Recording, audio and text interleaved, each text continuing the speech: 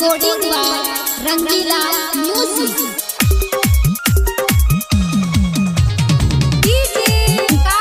Singing by Anil Yadav. अब हे मोरी सरस्वती माता करब सब मिल जगराता। अब हे मोरी सरस्वती माता करब सब मिल जगराता। सब का के दीह तू ज्ञान है तोड़ा पर चढ़ब मैया 7 रंग फूल चंपा चमेली गुलाब अरहुल। हम छिया मैया तोहर चरण के धूल, हम छिया मैया तोहर चरण के धूल। माफ कर दिहो जे भी होई जते भूल। अब हे मोरी सरस्वती माता करब सब मिल जगराता।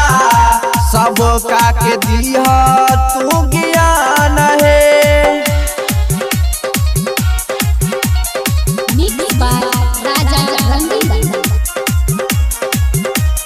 हंस के सवारी करके आब मोरी माँ भगतन के श्रद्धा पूरा बा मोरी माँ। तोरे में बसल छै दुनिया जहाँ, तोरे में बसल छै दुनिया जहाँ। हमारा के चाही तोहर अचारा के छाँ।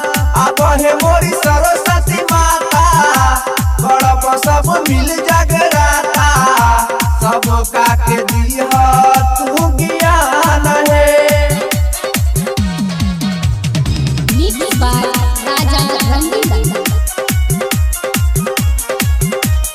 चम चम चमक छ तोहर मंदिर लिखने छ गीतिया राइटर नवीन।